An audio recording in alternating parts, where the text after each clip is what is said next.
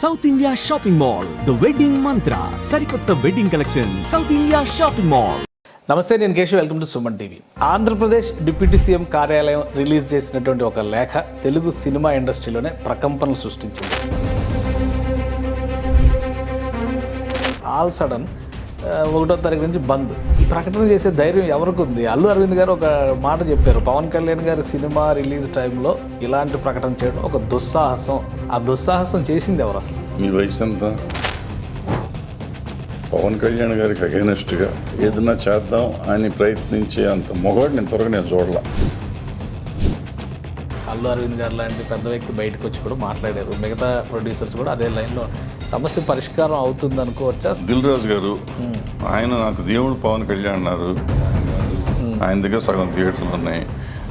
సురేష్ బాబు, సునీల్ నారాయణ అసలు you are encouraging అన్స్క్రూప్లెస్ fellows. మీరు ఎప్పుడైతే బూతులు తిడతారు, నేను ఇంకో బూతులు తిడతాను. ఒక రకం మంచి జరిగింది ఏంటంటే వీళ్ళు కొంచెం ఒళ్ళు దగ్గర పెట్టుకుంటారు. లెటర్లో కూడా అదే చెప్పారు, ఇండివిజువల్గా కాదు కలిసికట్టుగా రండి అని. సో ఈ కలిసికట్టుగా తీసుకొచ్చే బాధ్యత ఎవరు తీసుకుంటారు పరిశ్రమలో? నాతో పాటు వెనకాల ఉన్న హీరోలు అందరినీ తీసుకురా అంటే ఐఎమ్ నాట్ ఏ బ్రోకర్.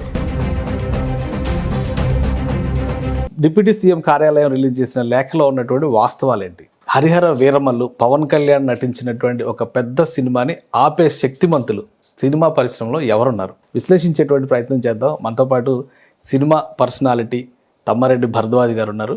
నమస్తే సార్.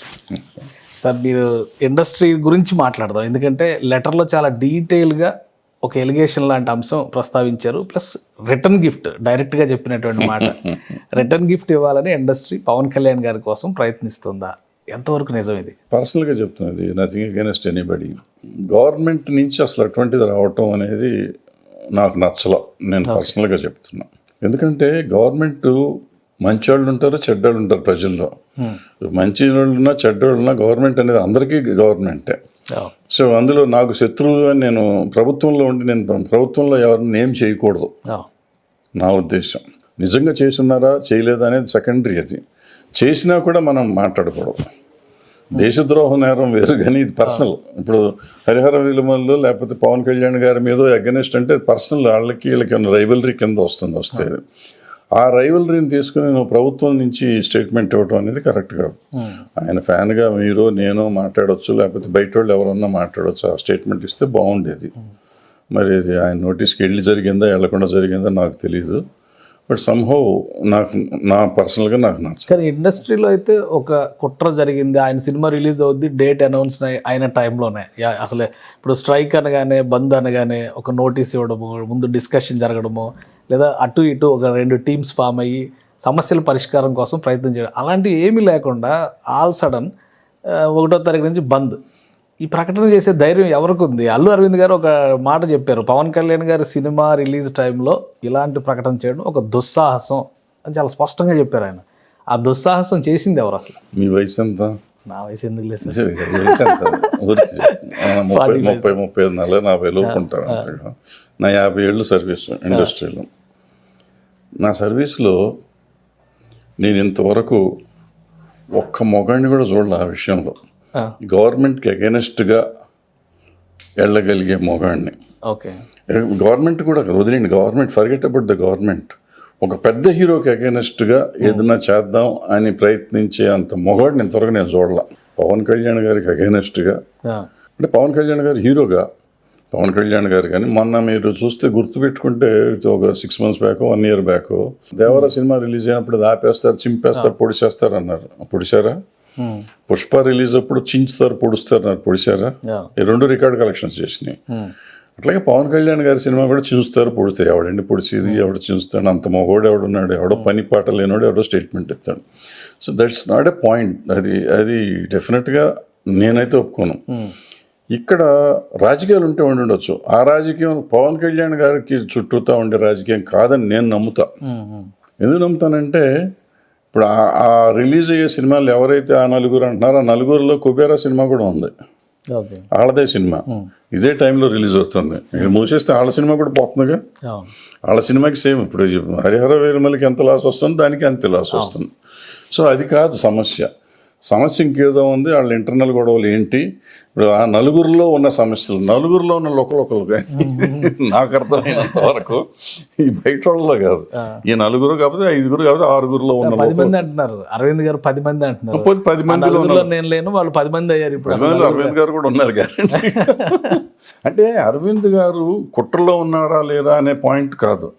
ఇవాళ ఇండస్ట్రీని కంట్రోల్ చేసే శక్తులు 10 ఉన్నాయంటే 10లో అరవింద్ గారు 100% ఉంటారు. ఆయన ఉన్నానన్నా లేనున్నా ఆయన ఉంటారు. ఆయన కానీ సురేష్ బాబు గారు కానీ దిల్రాజు గారు కానీ ఆయన సునీల్ నారాయణ గారు కానీ ఎన్వి ప్రసాద్ గారు కానీ ఇట్లా కొంతమంది ఉన్నారు. వాళ్ళు లేవు అంటే వాళ్ళు కాదంటే ఉంది.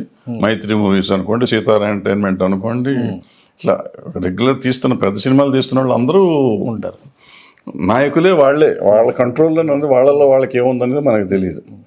ఇప్పుడు మిగతా 200 సినిమాలు వస్తాయి, వీళ్ళందరికీ కలిపి 50 సినిమాలు వస్తాయండి సంవత్సరానికి. మిగతా 200 సినిమాలు బయట వాళ్ళు వస్తాయి. వాళ్ళు ఏం చేసినా ఎవడో పట్టించుకోడు. అది రిలీజ్ అవుతుందో అవదో కూడా ఎవరికి తెలియదు. 50 సినిమాలకి కదా makes lot of difference. So వీళ్ళ మధ్య ఏమన్నా ఉందా అనేది నా అనుమానం. అది కూడా నాకు తెలిసింది కాదు, నాకు డౌట్. ఎందుకంటే ఈ మధ్యకాలంలో అసలు నేను దీంట్లో అసలు పట్టించుకోవట్లేదు, తెలియదు కూడా నాకు. కానీ అంటే ఒకటి సార్, ఇప్పుడు లెటర్లో రాసిన అంశాలు లెటర్ రాయడం అనేది ఒక ఆస్పెక్ట్ అయితే, రెండో కోణంలో మనం చూసినప్పుడు అసలు ఇండస్ట్రీలో ఏం జరుగుతుంది. నిన్నగాక మొన్న తెలంగాణ గవర్నమెంట్తో కాన్ఫ్లిక్ట్ వచ్చింది. ఇప్పుడు డైరెక్ట్గా ఏపీ గవర్నమెంట్లో డిప్యూటీ సీఎం అంటే మోస్ట్ పవర్ఫుల్ పొజిషన్, ఇప్పుడున్న ఆయన ఉన్నటువంటి పొజిషన్. అక్కడి నుంచి కూడా ఒక డిస్ప్యూట్ అరైజ్ అయింది, ఆల్మోస్ట్ ఒక ప్రకంపన ఇది. సో ఎందుకు government versus Tollywood, governments versus, ఒక గవర్నమెంట్ కూడా కాదు, ఈ పరిస్థితులు ఎందుకు వస్తున్నాయి? ఇండస్ట్రీలో మీలాంటి పెద్దలు ఉన్నారు, చాలా కాలంగా అన్ని రకాల వింగ్స్ని కూడా కోఆర్డినేట్ చేసినటువంటి వ్యక్తులు. కానీ ఏదో అయాచితంగా వచ్చి నెత్తిన పడుతున్నట్టుగా అంతా కలిపి ఇండస్ట్రీ నెత్తిన పడుతుంది. ఏం జరుగుతుంది? ఇండస్ట్రీని రిప్రజెంట్ చేసేవాళ్ళు ఛాంబరు, కౌన్సిల్, అట్లా ఆర్గనైజేషన్స్, బాడీస్ రిప్రజెంట్ చేసి ఈ మధ్యకాలంలో గత 15 సంవత్సరాల నుంచి మొదలు పెడితే 15 సంవత్సరాల నుంచి దగ్గర కొంతమంది వ్యక్తులు వాళ్ళకి నచ్చిన గవర్నమెంట్ల దగ్గరికి వెళ్ళి వాళ్ళకి నచ్చిన పనులు చేయించుకుంటూ వాళ్ళే ప్రభుత్వానికి సంబంధించిన వాళ్ళు, వాళ్ళే మిగిలిన వాళ్ళు కాదు అనే పరిస్థితి తెచ్చారు. దాంతో ఇప్పుడు 2-3 గ్రూపులు అయిపోయినాయి. ఆ గ్రూపులుగా విడిపోయినాక ఇక ఈ గ్రూపు ఆ గ్రూపు అనేసరికి వీళ్ళు వచ్చేటప్పటికి వాళ్ళని తిడతారు, వాళ్ళు వస్తే వీళ్ళని తిడతారు. ఈ రకాలు అనేది కొంచెం అన్హెల్దీ థింగ్స్ స్టార్ట్ అయిపోయి ఎక్కువ వచ్చినాయి. ఆ అన్హెల్దీ థింగ్స్ ఇంతకుముందు కృష్ణ గారు, నాగేశ్వరరావు గారు, రామారావు గారు, ఎన్టీ రామారావు గారు, వీళ్ళందరికీ ఉండేది. ఎన్టీ రామారావు గారు తెలుగుదేశం అంటే, కృష్ణ గారు కాంగ్రెస్లో ఉన్నా కానీ మళ్ళీ వాళ్ళిద్దరు ఏం బ్రదర్ అని తిరిగేవారు. ఇండస్ట్రీ సమస్య వస్తే ఇద్దరు కలిసి ఉండేవారు. ఇప్పుడు అది కాదు. ఇప్పుడు అసలు మొఖాలు చూసుకునే పరిస్థితుల్లో లేరు చాలా మంది. అంటే రాజకీయాల ప్రభావం, లేదంటే ఇండస్ట్రీలో రాజకీయాల ప్రభావం పెరిగింది అనుకోవాలా? రాజకీయాలు ఇండస్ట్రీలోకి వచ్చినాయి కాబట్టి వీళ్ళలో కూడా వచ్చేసారు. అప్పుడు కూడా ఉన్నాయి కదా మీరు చెప్పిన దాని ప్రకారం. ఉన్నాయి కానీ కలిసి ఉండేవారు. అంటే దాన్ని మనం పర్సనల్గా తీసుకునే వాళ్ళం కాదు. ఓకే, ఇప్పుడు పర్సనల్గా తీసుకుంటున్నారు. పర్సనల్గా మొఖాలు చూసుకోలేని పరిస్థితి పర్సనల్గా తీసుకోవటమే కదా. దాంతో చాలా తేడా వచ్చేసింది. పరిశ్రమకి సంబంధించి వింగ్స్కి కానీ ఆర్గాన్స్ కానీ ఎవరికి వాళ్ళు గ్రూప్స్గా ఉన్నాయి. ఇప్పుడు ప్రొడ్యూసర్స్ కౌన్సిల్ కావచ్చు, ఫిలిం ఛాంబర్ కావచ్చు, వీళ్ళందరూ కలిసి రండి, మీ సమస్యలు మేము పరిష్కరిస్తామని ఓపెన్ ఆఫర్ ఇచ్చాము, కానీ పట్టించుకోలేదు అని ఏపీ గవర్నమెంట్ అంటుంది. ఇండస్ట్రీలో నిజంగా రియాక్షన్ లేని అదే తప్పు. అసలు అవసరం లేదు, ఏమీ లేదు. ఏముంది కాదు, ఇండస్ట్రీకి సమస్య 30 ఏళ్ళ నుంచి ఉన్న సమస్య, అందరికీ తెలిసిన సమస్య. ఇప్పుడు ఎన్టీ రామారావు గారు ఉన్నప్పుడు ఎన్టీ రామారావుకి తెలియని సమస్య, ఆయన ముఖ్యమంత్రి అయ్యాడు కాబట్టి మేము వెళ్ళి రిప్రజెంటేషన్ ఇవ్వాలా? వాళ్ళు పవన్ కళ్యాణ్ గారికి తెలియని సమస్య ఏదన్నా ఉందా, మేము వెళ్ళి చెప్పాలా? చెయ్యాలనుకుంటే మీరే చేయొచ్చు కదా. అది ఒకటి. రెండో ఆస్పెక్ట్కి వచ్చేటప్పటికి కలిసి రండి అంటే ఇక్కడ ఏమవుతుంది, ఇందాక చెప్పినట్టు నేను 2-3 వర్గాలు అయిపోయినాయి. లీడర్స్ అంతా వాళ్లే. సో బాధితులైనా బెనిఫిషియరీస్ అయినా వాళ్ళు. ఓకే, మిగతా 200 మంది నేను పేరు చెప్పాను ఉన్నాయి సినిమాలని, వాళ్ళకి బెనిఫిట్ లేదు, లాసు లేదు, ఏదో తెస్తున్నారు. ఉన్నారంటే ఆల్సో గుర్రాలు ఆల్సో లాగా వీళ్ళు సినిమాలు తీసాము మేము ప్రొడ్యూసర్లు అని చెప్పుకోవటం తప్ప వాళ్ళకి నష్టం తప్ప లాభంతో సంబంధం లేదు. ఇండస్ట్రీతో కూడా లేదు. నష్టం రాగానే వెళ్ళిపోయే వాళ్ళు మెజారిటీ ఉంటారు. ఇంకో 2 సినిమాలు తీసి ఇంకొంచెం పోగొట్టుకునే వాళ్ళు కొంతమంది ఉంటారు. సో ఇప్పుడు ఈ ఇండస్ట్రీలో ఉన్న వాళ్ళకి కష్ట సుఖాలు, మంచి చెడు అన్నీ తెలుస్తాయి. ఈ మంచి చెడు ఏంటంటే ఎప్పుడైతే ఈ రైవలరీ వచ్చిందో, పోతే ఆడు కూడా పోతున్నాడు కదా, ఇప్పుడు నేను ఇది బాగు చేస్తే ఆడు బాగుపడిపోతాడేమో అన్న ఈ ఈర్ష్య ఎక్కువైపోయింది. సో ఇప్పుడు ఏమైంది, ఇది కాకుండా ఈ ప్రభుత్వాలు కూడా ఇండివిజువల్స్ని ఎంకరేజ్ చేయటం మొదలెట్టారు లాస్ట్ 15-20 yearsగా. ఇండివిజువల్స్ని ఎంకరేజ్ చేయటం మొదలెట్టారు, విచ్ వాస్ వెరీ డేంజరస్. చూస్తుంటే నేను అప్పుడు కూడా జగన్మోహన్ రెడ్డి గారి దగ్గరికి వాళ్ళు వెళ్ళినప్పుడు కూడా తప్పు వీళ్ళు ఎందుకు వెళ్ళారు, ఎవరు వెళ్ళమన్నాడు వీళ్ళని అడిగా నేను. ఇన్సల్ట్ చేశారని కూడా నేను ఆ రోజు చిరంజీవి గారు అలా మాట్లాడతాం తప్పు, వీళ్ళు వెళ్ళటమే తప్పు అని చెప్పాను నేను. ఇప్పుడు అదే మాట్లాడడం. ఇప్పుడు మనం వెళ్ళినాక అటు ఇన్సల్ట్ చేశాడో ఇంకో మర్యాదగా చూసాడో మనకు అనవసరం. అసలు వెళ్ళటం తప్పు, మనం ఎందుకు వెళ్ళాలి, మనం ఎందుకు తగ్గాల, అసలు ఎవరి దగ్గరికి వెళ్ళక్కర్లా. See we have a body. నన్ను ఇప్పుడు ప్రభుత్వం ఉందండి, ప్రభుత్వంలో ప్రజలందరినీ చూసుకోవడానికి ప్రభుత్వం ఉంది. ప్రభుత్వం ఉండగా నేను వెళ్ళి ధూమ్ ధామ్ నేను పాకిస్తాన్తో యుద్ధం చేస్తాను, నేను వెళ్తాడు కాల్ చేస్తామో, నన్ను కాల్ చేసాడు, కాల్చక ఏం చేస్తాడు, నీకు సైన్యం ఉంది అంతా ఉంది, వాళ్ళు చేస్తారు కదా, వాళ్ళు చేసే పని వాళ్ళు చేయాలి, వెనకాల ఉండి కావాలంటే సపోర్ట్ చేయి. అది వదిలేసి నేనే చూస్తాను నేనే మగవాడిని అనుకుంటే ఇట్లాగే జరుగుతూ ఉంటాయి. ఇప్పుడు పవన్ కళ్యాణ్ గారు ఇండస్ట్రీ మనిషి, ఆయన డిప్యూటీ సీఎం హోదా ఆ స్థాయికి వెళ్ళినప్పుడు ఇండస్ట్రీకి సన్మానం చేయాలని కానీ ఆయన విజయాన్ని అభినందించాల్సినటువంటి అవసరం కానీ లేదా? అలానే చంద్రబాబు నాయుడు గారు ఇండస్ట్రీ ఫ్రెండ్లీ మ్యాన్ అంటారు, ఆయన కెరియర్ కూడా ఫస్ట్ సినిమాటోగ్రఫీ మినిస్టర్ ఆయన. అలాంటి వ్యక్తి సీఎం అయినప్పుడు ఆ రోజు ఎందుకు స్పందించలేదు? దీని గురించే మాట్లాడుతున్నారు అందరూ కూడా. ఏడాది అయింది, కనీసం ఇండస్ట్రీకి ఒక కలెక్టివ్ స్పిరిట్ అనేది ఎందుకు లేదు? జగన్మోహన్ రెడ్డి గారి దగ్గర మాత్రం 2 కిలోమీటర్ల అవతల కార్లు పెట్టి నడుచుకొని మరీ వెళ్ళారు అని చెప్పని విమర్శ చేస్తున్నారు. సో ఏంటి ఈ వైరుధ్యం ఏంటి? ఈ వైరుధ్యం ఏం లేదండి, మీ ప్రశ్నలోనే సమాధానం మీకే ఉంది. మీరు ఇచ్చిన నిన్న స్టేట్మెంట్లోనే పవన్ కళ్యాణ్ గారు నా దగ్గరికి కొంతమంది వచ్చారు, అట్ట రావటం కాదు యూనియన్లు రావాలని చెప్పారు. అంటే కొంతమంది వెళ్ళారుగా, అదే కొంతమంది ఆయన దగ్గరికి కూడా వెళ్ళారు. అయిపోయారు సమస్యకి అప్పుడు వెళ్ళా ఇప్పుడు వెళ్ళా, సింపుల్ లాజిక్ అంతే. జగన్మోహన్ రెడ్డి గారు అప్పుడు వెళ్ళలేదండి ఎవరు, ఇప్పుడు వెళ్ళలేదండి. అంతకుముందు చంద్రబాబు నాయుడు గారు హీరోలు కూడా వెళ్ళారు కదా, అంతకుముందు చంద్రబాబు నాయుడు గారు ఉన్నప్పుడు కూడా వెళ్ళలేదండి. చంద్రబాబు నాయుడు గారు ఉన్నప్పుడు కూడా వెళ్ళలేదండి. తర్వాత వెళ్ళింది ఏంటంటే వాళ్ళు పిలిచారండి. ఓకే, మొదటిసారి వెళ్ళినప్పుడు వీళ్ళు వెళ్ళారు, తర్వాత జగన్మోహన్ రెడ్డి గారు ముఖ్యమంత్రి ఆఫీస్ నుంచి పిలిస్తే వెళ్ళారు వీళ్ళంతా. ఓకే, ఎవరిని పిలిస్తే వాళ్ళు వెళ్ళారు, అంతేకాని వీళ్ళంతా వీళ్ళు వెళ్ళి దండలేసేమి రాలా. మళ్ళీ వెళ్తే పవన్ కళ్యాణ్ గారికి కోపం వస్తుందని పవన్ కళ్యాణ్ గారి ఆఫీస్ కూడా వెళ్ళారు. మరి అది మరి మర్చిపోతున్నారు, అప్పుడు అపోజిషన్లో ఉన్నారు ఆయన. సో అదేం లేదండి, మన వాళ్ళు ఎంత బాగా ఇదిగా ఉంటారని చెప్తాను. ముందు జాగ్రత్త అంతా ముందు జాగ్రత్తలోనే ఉంటారు. సో ఇవన్నీ చేస్తారు కాబట్టి అటువంటిది ఏం లేదండి. ఉండదు అనుకుంటున్నాను, నాకు ఐడియా లేదు నిజంగా, నాకు డీటెయిల్డ్గా నాకు తెలియదు. ఇంతకు ముందంటే ఫుల్గా అందులో ఉండేవాడిని కాబట్టి ఏదైనా గట్టిగా చెప్పగలిగేవాడిని. ఇప్పుడు డైరెక్ట్ గా ఇష్యూ రైజ్ చేశారు. పవన్ కళ్యాణ్ గారు ఆఫీస్ నుంచి లెటర్ రావడం కానీ, డిస్కషన్ జరగడం, ఇవన్నీ వచ్చిన తర్వాత ఇండస్ట్రీ నుంచి ఒక రిప్రజెంటేషన్ ఎక్స్పెక్ట్ చేస్తుంది ఏపీ గవర్నమెంట్. ఇండస్ట్రీకి సమస్య ఏంటో తెలియాలి కదా ఫస్ట్. అది ఎవరు ఇనిషియేట్ చేస్తారు? ఇప్పుడు ఆ ఇనిషియేట్ చేసేటువంటి వ్యక్తులు ఎవరున్నారు ఇండస్ట్రీలో? ఛాంబర్ చేయాలండి. ఓకే, ఛాంబర్ చేయాలి. ఛాంబర్ అంటే ఇప్పుడు ప్రొడ్యూసర్ కౌన్సిల్ ఉంటుంది, మూవీ ఆర్టిస్ట్ అసోసియేషన్ ఉంటుంది, ఫెడరేషన్ ఉంటుంది, అందరూ కలిసి వెళ్తే వెళ్ళిపోతుంది. బట్ ఈ అందరిది కాదు సమస్య, ఇక్కడ సమస్య ఎవరిది? టికెట్లు పెంచుకునే వాళ్ళది. అంతేగా, అందుకే వెళ్ళింది అప్పుడు జగన్మోహన్ రెడ్డి గారి దగ్గర కన్నా పవన్ కళ్యాణ్ గారి దగ్గర కూడా వెళ్ళి పెంచుకున్నారు కదా టికెట్లు. మన వెళ్ళి మధ్య పెంచారు, వీళ్ళు పంచుకున్నారు కదా. అవసరం ఇప్పుడు టికెట్ పెంచడం అనేది ఎందుకు? ఫస్ట్ ఆ ప్రశ్నకి సమాధానం నాకు చెప్పమానండి. నేను ఇప్పుడు కాదు 30 ఏళ్ళ నుంచి పోరాడుతున్నాను. చిరంజీవి గారి సినిమా టికెట్ పెంచిన రోజు నుంచి పోరాడుతున్నాను నేను. ఎందుకు టికెట్ రేట్ పెంచుతారు, ఇప్పుడు ఎందుకు పెంచకూడదు అనేది నా పాయింట్ ఏంటంటే, నేను సినిమా తీశానండి, ఒక సినిమా తీస్తే నాకు 300 థియేటర్లు 400 థియేటర్లు మ్యాక్సిమం అండి ఇచ్చేది. అది కూడా రావు, సినిమా ఆడకపోతే నో షోలు పెడతా ఉంటాయి. అదే ఒక పెద్ద హీరో సినిమా, పేర్లు వద్దు, ఎవరిదైనా కానీ 2000 థియేటర్లు తక్కువ పడవండి. అంటే 300 థియేటర్లో నాకు స్క్రీన్లో నాకు వచ్చే డబ్బుకి 2000 స్క్రీన్లో వచ్చే డబ్బుకి తేడా ఉంది కదండి. నేను మళ్ళీ బిఎండ్సీలు ఆడుకుంటూ వెళ్తే కానీ నాకు డబ్బులు రికవర్. ఈ ఒకే రోజు మీకు వచ్చేస్తాయి, సండే కల్లా వచ్చేస్తాయి, సండే మండే కల్లా మీ డబ్బులు వస్తాయి. ఇంకా మీరు ఎంత లాభాలు పొందుదామని రేట్లు పెంచుతున్నారు. ఎవరి కోసం? ప్రజల కోసం అంటారు, ప్రేక్షకులు మా దేవుళ్ళు అంటారు, మా ఫ్యాన్స్ నా అభిమానులే నా దేవుళ్ళు అంటారు. అభిమానులే కదా 3 రోజులు చూసేది, అభిమానులను దోసుకుతింటాం కదా ఇది. ఆ టికెట్లు పెంచడాన్ని గురించి ఇప్పుడు పవన్ కళ్యాణ్ గారు ఇప్పుడు నుంచి ఇండస్ట్రీకి మంచి చేయాలనుకుంటే టికెట్ పెంచడాన్ని ఆపమానండి. నేను పర్సనల్గా చెప్తున్నా. ఓకే, టికెట్ ఏ సినిమాకి పెంచకూడదు.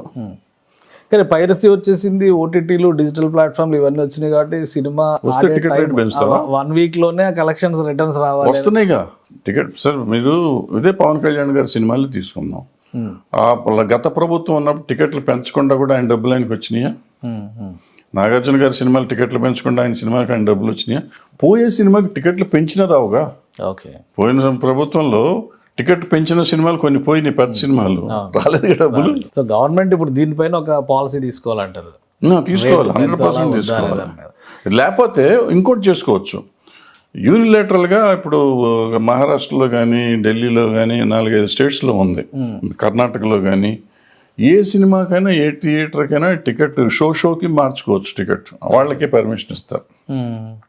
ఇస్తే అది అఫిషియల్గా ఉంటుంది, అఫిషియల్గా వస్తుంది. ఇప్పుడు ఏమవుతుంది, నేను ప్రతిసారి సినిమా టికెట్ కల్లా మీ దగ్గరికి రావాల్సి వస్తుంది, అప్రోచ్ అవ్వాల్సి వస్తుంది. నేనంటే ప్రొడ్యూసర్ ఎవరైతే వాళ్ళు గవర్నమెంట్కి వెళ్ళాల్సి వస్తుంది. వెళ్తుంటే రకరకాలు, ఇప్పుడు ఈ అపోజిషన్ వాళ్ళని ఒకళ్ళు, మన వాళ్ళని ఒకళ్ళు, మన వాళ్ళకని ఇచ్చారని ఒకళ్ళు. ఇప్పుడు హరిహర వీరమల్లు ఉంది ఫర్ ఎగ్జాంపుల్, అది పవన్ కళ్యాణ్ గారు అయితే ఇవ్వాలా, అది భరద్వాజ్ అయితే ఇచ్చేవారు కాదు కదా. ఇవన్నీ ఏదో సొల్లు. హరిహర వీరమల్లు సినిమా రిలీజ్ గురించే అసలు ఈ గొడవంతా స్టార్ట్ అయింది.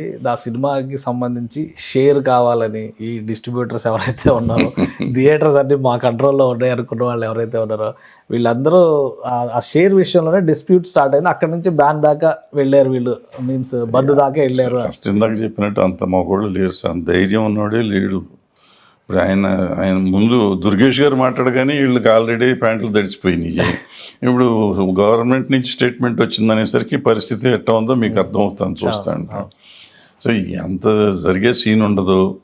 హరిహర వీరమల్లు అంటారా, రకరకాల సమస్యలు ఉండుంటాయి, వేరే సమస్యలు, దానికి దీనికి సంబంధం ఉండదు. బట్ ఇప్పుడు హరిహర వీరమల్లుకి మాత్రం మంచి జరిగింది. సో అన్ని విధాలుగా అక్కడ ఒక అడ్వాంటేజ్ వచ్చింది అనుకోవాలి. మంచి జరిగింది, డెఫినెట్గా సినిమా బాగా ఆడాలి, ఆడుతుంది కూడా. థియేటర్స్ పరంగా అసలు సమస్య ఏంటి? ఇక్కడ 2 అంశాలు సార్. థియేటర్స్ ఎవరు మెయింటైన్ చేస్తారు? ఈ లీజ్ థియేటర్ల గోల ఏంటి? మాకు ఎగ్జిబిటర్లు ఏమో మాకు డబ్బులే రావట్లేదు, ఓనర్షిప్ మిగులుతుంది తప్పితే మా బతుకు బస్ స్టాండ్ అని చెప్పని వాళ్ళు అంటున్నారు. ఇటువైపు నుంచి చెప్పేవాళ్ళేమో అసలు సినిమాల్లో టికెట్లు పెంచకపోవడం వలన రకరకాల సమస్యలు వస్తున్నాయి మాకు అనేది వీళ్ళు చెప్తున్నారు. పాప్కార్న్ దగ్గర నుంచి ప్రతి దాని మీద పవన్ కళ్యాణ్ గారి ఆఫీస్ మాత్రం ఒక అస్త్రం వేసింది. ఇప్పుడు ఏంటి అసలు సినిమా థియేటర్లో ఎగ్జిబిషన్ కాదు, వాళ్ళు ఏదైతే చెప్పారో ఆ లెటర్లో అవన్నీ రేపు నుంచి పాటించమనండి, ఎందుకు ఇండస్ట్రీ బాగుంటుందో చూద్దాం. ప్లస్ ఇది చేస్తూ ఇండస్ట్రీ గత 30 ఏళ్ల నుంచి అడుగుతుంది, ఇండస్ట్రియల్ టారిఫ్ పెట్టండి థియేటర్స్కి, పవర్ టారిఫ్ మన కమర్షియల్ అవుతుంది, చాలా పడిపోతుంది అని చెప్పాలి. ఇది ఒకటి చేయాలి, అదొకటి చేయాలి. ఇక్కడ రెంటల్, మీరు అడిగిన ప్రశ్నలు, రెంటల్కి ఎవరు వెళ్తున్నారు, ఎవరు లీజుకి తీసుకుంటున్నారు, ఇది చాలా క్రిటికల్ సమస్య అండి. ఇప్పటి నుంచో ఉంది ఇది. థియేటర్ ఓనర్స్ ఉంది ఇంతకు చాలా హ్యాపీగా ఉండేవారు. లాస్ట్ 20-30 ఇయర్స్ నుంచి చాలా ఇబ్బందులు పాలవుతున్నారు. ఏమవుతుందంటే అడ్వాన్సులు అడగటం మొదలెట్టారు. రేట్లు పెంచుకుంటూ పోతున్న కాడి నుంచి, కాస్ట్ ఆఫ్ ప్రొడక్షన్ పెరుగుతున్న కాడి నుంచి, నేను సినిమా ఎక్కువ పెట్టుకుంటా. ఇప్పుడు ఫర్ ఎగ్జాంపుల్ ఒక ఎక్స్ హీరో సినిమా ఇవాళ 10 కోట్లు కొన్నారు అనుకోండి, ఆ సినిమా ఎక్స్ట్రాడినరీ హిట్ అయ్యి 100 కోట్లు చేసింది ఆ జిల్లాలో. చేయగానే నెక్స్ట్ సినిమా తీసే డైరెక్టర్ అంతకుముందు అదే రెమ్యునరేషన్కి అదే హీరోతో తీస్తున్న ప్రొడ్యూసర్ కూడా 100 కోట్లు వచ్చింది కదా, నాకు 70 కోట్లు ఇవ్వమంటాడు. 70 కోట్లు ఇవ్వమంటే నాలంటాడు కంగారు పడిపోయి, ఏమో కొనుక్కోపోతే మనకి నిజంగా 100 కోట్లు వస్తే 30 మిగిలినట్టు కదా అని వెళ్ళిపోనేస్తాడు.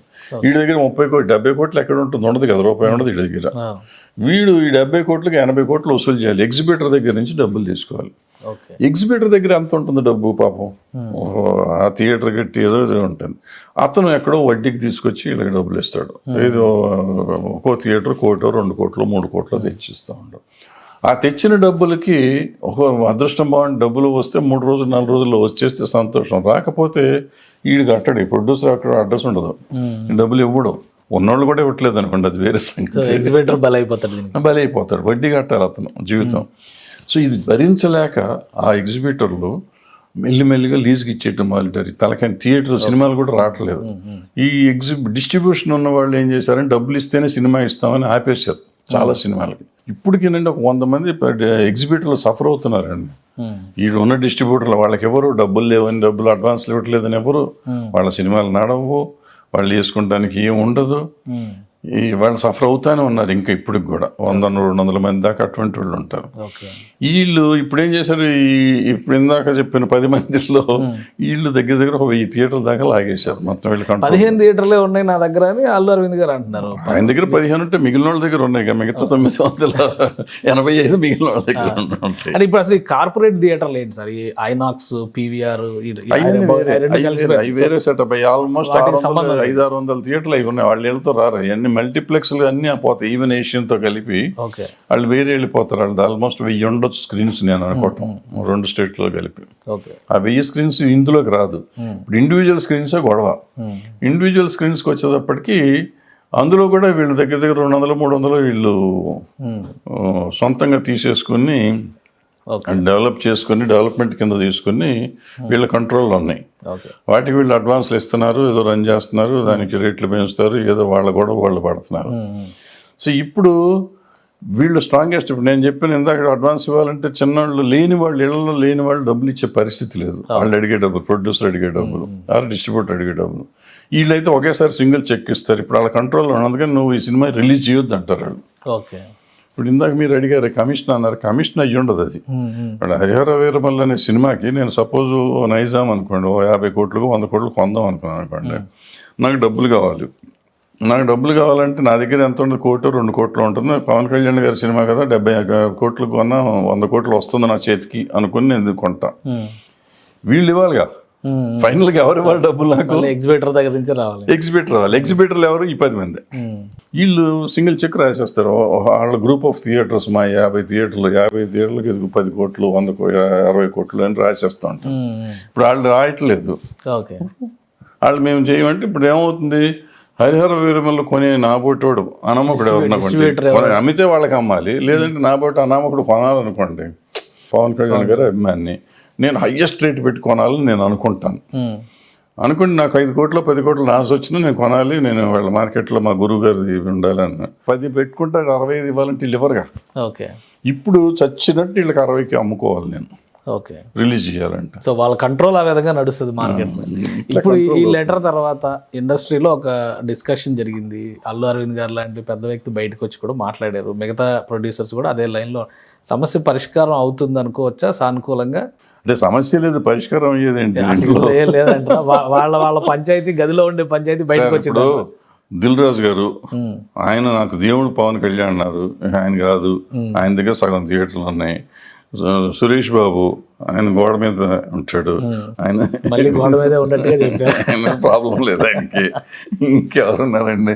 అల్లు అరవింద్ గారు నేను లేని పోమని చెప్పేశారు ఆయన. సునీల్ నారంగ్ అసలు ఓ కోనే సాబ్ ఐసా కైసా కర్తా సాబ్ నైహూ అంటూ ఉంటాడు ఆయన. ఇంకా అయిపోయాయి. ఇంకెవరు అసలు ఇంకెక్కడ థియేటర్లో? ఇంకా సమస్య పరిష్కారం సమస్య లేదు ఇప్పుడు నా ఉద్దేశంలో. జనాన్ని అందరినీ ఒక 3 రోజుల పాటు డిస్కషన్ లో పెట్టారు. 4 పేర్లు చెప్పాను కదా, ఈ 4 కదా మొత్తం. మైత్రి మూవీస్ వాళ్ళు ఆల్మోస్ట్ వీళ్ళతో కాదు, వాళ్ళు ఇటు సైడే. ఈవెన్ నాగవంశీ, సితారా నాగవంశీ మా మీటింగ్లోనే చెప్పాడంట, నాకున్న థియేటర్ రిలీజ్ చేస్తానయ్యా, మిమ్మల్ని ఎవరు స్ట్రైక్ చేస్తే ఏంటి, చేయకపోతే ఏంటి అని చెప్పేశాడు ఆయన. ఇంకేంటండి ఇంక సమస్య ఎక్కడ ఉంది? ఇంకేం లేదు. అనవసరంగా మన డిప్యూటీ సీఎం గారి ఆఫీస్ నుంచి స్టేట్మెంట్ రావడం నాకు బాధాకరమైన విషయంగా ఉంది, నాకు మిగిలింది తప్ప. కానీ ఒకటి అంటే కాంట్రవర్సీగా వచ్చింది. ఇప్పుడు ఏంటంటే ఒక రకం మంచి జరిగింది ఏంటంటే వీళ్ళు కొంచెం ఒళ్ళు దగ్గర పెట్టుకుంటారు. ఇప్పుడు ఈ ఒళ్ళు దగ్గర పెట్టుకున్నది ఆయన చెప్పిన పని కానీ 4 థియేటర్లు చేశారనుకోండి, అప్పుడు గతంలో జగన్మోహన్ రెడ్డి గారు తిట్టంగానే అటువంటి పని వీళ్ళు కూడా చేశారనుకోండి, అంతా సెట్ రైట్ అయిపోతుంది. చిన్న సినిమాలకి మంచి రోజులు వస్తాయి. సో ఇప్పుడు ఆ లెటర్లో ఒక ముఖ్యమైనటువంటి అంశాన్ని కూడా ప్రస్తావించారు. ఇండస్ట్రీ హోదా ఇస్తాము, అలానే ఆంధ్రప్రదేశ్లో ఈ ఫిలిం రిలేటెడ్ ప్రొడక్షన్ హౌసెస్ని డెవలప్ చేద్దాము, అందరు రండి అని చెప్పని దాని మీద ఒక పాలసీ రిలీజ్ చేస్తాం అంటున్నారు. ఒక ఇండస్ట్రీ పెద్దగా మీ అభిప్రాయం ఏంటి? ఈ పాలసీ తేవడం వల్ల కానీ లేదా ఇండస్ట్రీ హోదా ఇవ్వడం వల్ల కానీ తెలుగు సినిమా పరిశ్రమకి ఎలాంటి ప్రయోజనాలు కలుగుతాయి? డెఫినెట్గా ఇండస్ట్రీ హోదా అనేది బోగస్ అండి, జరిగే పనులు కాదు అది. అంటే ఇండస్ట్రీ హోదా పర్యాటక రంగానికి సుష్మా స్వరాజ్ గారు ఉన్నప్పుడే ఇండస్ట్రీ హోదా మనకు వచ్చేసిందండి. సో దానికి ఇప్పుడు ఇలాంటి తెలియక ఏదో స్టేట్మెంట్ ఇచ్చి ఉంటారు వాళ్ళు. ఆ ఇండస్ట్రీ హోదా వల్ల మనకు వచ్చే లాభం. ఇండస్ట్రీ హోదా ఇవ్వాలని నేను అడిగింది ఇందాక పవర్ ఛార్జెస్ ముందు తగ్గించమనండి, తర్వాత ఇచ్చినట్టు లెక్కేసుకుందాం. మేము చేయలేం. పాలసీ తీసుకొస్తాను. పాలసీ తీసుకురావాలని ఇది ఫస్ట్ చంద్రబాబు నాయుడు గారు ఆంధ్ర గవర్నమెంట్ రాగానే నేను ఒక రోజు వైజాగ్ వెళ్ళా. వైజాగ్ వెళ్తే ఎవరు మీ బట్టి వాళ్ళు అడిగారు, ఎప్పుడు వస్తుంది సార్ హైదరాబాద్, వైజాగ్ ఎప్పుడు షిఫ్ట్ అవుతున్నా సార్, ఎప్పుడు వస్తుంది అంటే అవ్వదు అన్నా నేను. ఎందుకు అన్నారు, గవర్నమెంట్ దానికి ఒక పాలసీ తయారు చేయాలి, గవర్నమెంట్ పిలవాలి, నలుగురు పెద్దవాళ్ళని పిలవటం, తెలిసిన వాళ్ళని పిలవటం, పిలిచి కూర్చోబెట్టి దానికి ఒక పాలసీ తయారు చేస్తే వస్తుంది తప్ప, లేదంటే ఆర్గానిక్గా ఒక 10-15 ఏళ్ళకి అదే తయారవుతుంది. నువ్వేం చేసినా చెప్పు. ఎందుకంటే వైజాగ్లో వైజాగ్ను ఈస్ట్ గోదావరిలో 30% ఫిల్మ్స్ ఎప్పుడు జరుగుతూనే ఉంటాయండి. ఈవెన్ అదర్ లాంగ్వేజెస్ కూడా వస్తూ ఉంటాయండి. సో ఇవాళ కొత్తగా అక్కడికి వచ్చి నువ్వు చేసేది ఏం లేదు. బట్ మనం ఈ పాలసీ ఇప్పుడు హైదరాబాద్లో మనం చేసినట్టు పాలసీ పెడితే మెల్లిగా అక్కడ ఇప్పుడు హైదరాబాద్లో ఇప్పుడు దిల్ రాజు అన్నారు, ఆయన ఎవరో తెలియదు కదా 30 ఏళ్ళ కింద. ఇప్పుడు ఈ పాలసీ మీద వచ్చిన ప్రొడ్యూస్డ్ ఆయన ఇవాళ. సో అట్లా వచ్చేవాళ్ళు చాలా మంది వస్తారు. సో అక్కడ కూడా తయారు చేస్తే మొత్తం వస్తుంది అని చెప్పాను. ఇది పెడితే నన్ను అప్పట్లో తెలుగుదేశం వాళ్ళు తిట్టారండి, అమ్మాలి బూతులు తిట్టారు నన్ను. ఈవెన్ వాళ్ళ ఏమంటారు దాన్ని, అఫిషియల్ స్పోక్స్ పర్సన్ మైకుల్లో మాట్లాడారు, బూతులు మామూలుగా మాట్లాడారు, నువ్వెవడరా ఇంకా డాష్ డాష్ డాష్. సో ఇది పరిస్థితులు, ఈ గవర్నమెంట్ల పరిస్థితులు. సో నేనేమంటున్నానంటే యు ఆర్ ఎంకరేజింగ్ వీళ్ళు అన్స్క్రూప్లస్ ఫెలోస్. మీరు పాజిటివ్గా మాట్లాడే వాళ్ళని పెట్టుకోండి, పాజిటివ్గా తప్పు అనుకోండి. నేను భరద్వాజ్ తప్పు మాట్లాడాను, భరద్వాజ్ నువ్వు మాట్లాడిన తప్పు, ఇది ఇలా కాదు ఇలా అని చెప్పమానండి. మనం తప్పైతే సర్దుకుంటాం. మీరు ఎప్పుడైతే బూతులు తిడతారో నేను ఇంకో బూతులు తిడతాను. అన్నెసరిగా అవసరమైన పోయి టాపిక్ డైవర్ట్ అవుతుంది. బూతులు ఈ దరిద్రపు జనానికేమో ఇవాళ బూతులు చాలా హ్యాపీగా ఉంటున్నాయి, వెంటనే చెవులకి సొంపుగా ఉండి అది ఏదో యూట్యూబ్లోను వాటిల్లోను ట్విట్టర్లోను వ్యూవర్షిప్ ఎక్కువ వచ్చేసరికి నేను మొగండి అనుకుంటున్నారు. అది బూతులు మనకి సమాజానికి పనికిరాదనే ఆలోచన ఎవరికి రావట్లేదు. సో ఇప్పుడు ఓపెన్గా మినిస్ట్రీనే చెప్పింది కాబట్టి, ఒక విధంగా మినిస్టర్స్ డిప్యూటీ చీఫ్ మినిస్టర్స్ కార్యాలయమే చెప్పింది కాబట్టి పాలసీ, పైగా పవన్ కళ్యాణ్ గారు మీ మనిషి, కందులు దుర్గేష్ గారు కూడా మీ మనిషి, ఇండస్ట్రీలో ఉన్న వ్యక్తి ఆయన కూడా. సో ఇవన్నీ కలిసి వచ్చేటువంటి అంశాలు అయినప్పుడు ఇండస్ట్రీ పరంగా ఈ పాలసీ మేకింగ్లో కానీ రాబోయే రోజుల్లో ఇండస్ట్రీ హోదా ఇస్తాం అనేటువంటి అంశంలో కానీ ఇన్వాల్వ్ అవ్వడానికి, ఒక రిప్రజెంటేషన్ తయారు చేయడానికి ఇండస్ట్రీలో ఉన్న అనుకూల అంశాలు ఏంటి? అనుకూల అంశాలు ఏం లేదండి. వాళ్ళిద్దరూ కూర్చుని ఎవరో నలుగురు వాళ్ళు ఇష్టం వచ్చిన నలుగురిని పిలిచి, కొంచెం ఎక్స్పీరియన్స్ ఉన్నాడు, ఎందుకు తెలిసిన వాళ్ళు వాళ్ళకి తెలుసు, ఇండస్ట్రీలో ఇంత 30 ఏళ్ళ నుంచి ఉన్నాడు పవన్ కళ్యాణ్ గారు, ఆయన దుర్గేష్ కూడా చాలా కాలం నుంచి తెలిసినాడు, ఇంత కాంటాక్ట్ ఉన్నాడు. నలుగురిని పిలిచి కూర్చోబెట్టి మీరు చేయండి ఆ పాలసీ అంటుంది. ఇప్పుడు చేస్తేనే కదండి మా నాన్నగారు వాళ్ళ టైప్లో చేసినప్పుడు నాగేశ్వరరావు రామారావు చేస్తేనే కదండి వాళ్ళ ఇండస్ట్రీ ఇక్కడ సెటిల్ అయింది హైదరాబాద్లో. ఇది కూడా అక్కడ కూడా చేస్తే ఉంటుంది. ఉన్న సీనియర్స్లో ఎవరన్నా పిలవండి, మీ ఇష్టం వచ్చిన వాళ్ళని పిలుచుకోండి, పిలిచి చేయండి. మీకు తెలుసు, పవన్ కళ్యాణ్ గారు himself knows what is what. ఇప్పుడు నేను వెళ్ళి నన్ను పెట్టారు అనుకుందాం కొంచెం, నేను 10 చెప్పాను, ఏమైనా చెప్పాను నీకు బుద్ధి లేదా, వయసు వచ్చింది, ఇది కాదు ఇదే అని చెప్పొచ్చు, అంత శక్తి ఉంది ఆయనకి కదా. సో అట్లా ఎవరినో ఒకళ్ళు పెట్టుకుని చేసుకోండి, సెట్అవుట్ చేయండి, ఎందుకు రాదో చూద్దాం. ఇప్పుడు ఫిలిం ఛాంబర్లో కూడా ఏమన్నా డిస్కషన్స్ జరుగుతున్నాయి ఈ మీటింగ్స్ వీటన్నిటి నేపథ్యంలో? ఒక రిప్రజెంటేషన్, ఒక టీమ్, ఆల్రెడీ చిరంజీవి గారు కూడా అక్కడ అసోసియేట్ అయినటువంటి వ్యక్తి, అక్కడ రిలేషన్స్ ఉన్నాయి, ఎవరికి వాళ్ళకి ఇండివిజువల్గా రిలేషన్స్ ఉన్నాయి. పవన్ కళ్యాణ్ గారి లెటర్లో కూడా అదే చెప్పారు, ఇండివిజువల్గా కాదు కలిసికట్టుగా రండి అని. సో ఈ కలిసికట్టుగా తీసుకొచ్చే బాధ్యత ఎవరు తీసుకుంటారు పరిశ్రమలో? కలిసికట్టు అనేది ఇంకా లేదండి, కలిసి లేదు కట్టు లేదు, ఛాంబర్ ఒకటే రిప్రజెంటేషన్ అండి. ఛాంబర్ అంటే ఛాంబరు. నాకు మేజర్ సమస్య అంటే ఈ గవర్నమెంట్లు అన్నిటితోనూ ఏ గవర్నమెంట్తో సంబంధం లేదండి. గవర్నమెంట్లు అంతా, నేను ఛాంబర్ ప్రెసిడెంట్ సపోజ్ నేను మీరు అనుకుందాం కొంచెంసేపు, మన ఇద్దరు ఫేస్లో అనామకమైన ఫేస్లు అయ్యి ఉండొచ్చు, but we're representing chamber and chamber represents the whole film industry. మన ఇద్దరు ముఖాలు పనికిరావు కాబట్టి నాతో పాటు వెనకాల ఉన్న హీరోలు అందరినీ తీసుకురా అంటే I'm not a broker, I hold a very respectable position as president of the chamber. Okay. So నువ్వు ఎవరినో తీసుకురా అంటే ఎవరిని తీసుకురావాలి? I'm representing the whole industry. అయిపోయా. సో ఇది ఎవరు పిల్లి మేడలో గంట కడతాం ఏం లేదండి. ఇప్పుడు ప్రెసిడెంట్ సెక్రటరీ వస్తారండి, ఇంకా కావాలంటే నలుగురు పెద్దవాళ్ళు ఎవరన్నా పట్టుకొస్తారండి సీనియర్స్ని, అది పెద్ద ఇష్యూ కాదు. మీరు ఎప్పుడైతే నేమ్ ఎవరు వస్తారో తీసుకురండి అనేసరికి వీడికి డౌట్ వచ్చేస్తుంది. డౌట్ వచ్చి ఏముంటుంది, పలానా వాళ్ళని తీసుకెళ్తే పవన్ కళ్యాణ్ గారికి కోపం వస్తుందేమో, పలానా వాళ్ళని తీసుకెళ్తే వస్తుందేమో. ఇక్కడ question of seniority and experience అండి, not the question of Pawan Kalyan గారు ఇష్టాలు కాదు. కానీ అంటే గతంలో దాసనారాయణరావు గారు ఇట్లాంటి వాళ్ళు ఉన్నప్పుడు ఇండస్ట్రీ నుంచి ఇలాంటి రిప్రజెంటేషన్ చేయాలంటే పార్టీలు ఏమున్నా అధికారంలో ఎవరున్నా కానీ చేసేవారు, ఒక పాజిటివ్ స్పిరిట్ తో వెళ్ళారు. మరి ఇప్పుడు ఎందుకు అదే బిగినింగ్ లో చెప్పాను మనకి ఎక్కువ వచ్చేసి అంటే అది ఇండస్ట్రీలో సమస్య లేదంటే పరిశ్రమలో రాజకీయాలతో ఇండస్ట్రీకి సమస్య లేదు, రాజకీయంతో సమస్య అండి. ఇండస్ట్రీకి సమస్య అండి, ఏముంటుంది వీళ్ళకి సమస్య, రాజకీయ సమస్యలు. సో పరిశ్రమలో ఉన్నటువంటి సమస్యలు, ప్రభుత్వం ఇచ్చేటువంటి అవకాశాలు, వీటన్నిటిని బ్యాలెన్స్ చేయాలంటే ఒక సమగ్రమైన పాలసీ, ముఖ్యంగా ఆంధ్రప్రదేశ్ విభజన తర్వాత వచ్చినటువంటి సమస్యలకి ఇదే పరిష్కారం అంటారా? 100% చేసుకోవాలి, రైట్ 100% ఓ పాలసీ కావాలి. ఆ పాలసీ చేసుకుంటే బాగుంటుంది. Right sir, thank you sir విశ్లేషణ అందించినందుకు. ఇది తమ్మారెడ్డి భరద్వాజ్ గారి అభిప్రాయం. ఇండస్ట్రీలో ఉన్నటువంటి సమస్యలను పరిష్కరించాలంటే ఒక పాలసీ, సమగ్రమైన విధానం కనుక ఆంధ్రప్రదేశ్ రాష్ట్రానికి సంబంధించి రూపొందిస్తే అనేక సమస్యలకు ఇందులో పరిష్కారం వస్తుంది అంటున్నారు. ఇక సినిమా టికెట్ల ధరల విషయంలో కానీ, థియేటర్ల బంద్ విషయంలో కానీ ఒక స్పష్టమైనటువంటి వైఖరి తీసుకుంది కాబట్టి రాష్ట్రంలో ఉన్నటువంటి ప్రభుత్వం ఇప్పుడు ఏ సమస్య లేదు. ఆ నలుగురు అనేటువంటి అంశం కూడా అది సమసిపోయినటువంటి అంశం. పవన్ కళ్యాణ్తో డేరింగ్గా డైరెక్ట్ వార్ చేసేటువంటి స్థితిలో ఇండస్ట్రీలో ఏ ఒక్కరూ ఉండరు. ఇవన్నీ ఊహాజనితమైనటువంటి అంశాలని విశ్లేషిస్తున్నారు. ఇది స్పెషల్ డిస్కషన్. Keep watching.